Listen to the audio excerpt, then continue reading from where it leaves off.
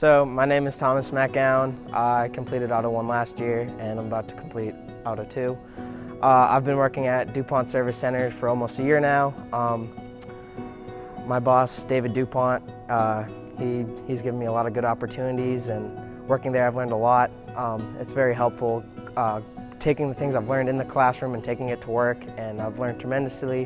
When I was about 10 years old, me and my friends, we took old lawnmowers and we'd make them go faster, which eventually we got into the USMLMRA, which is the United States Lawnmower Racing Association. And so we'd race lawnmowers.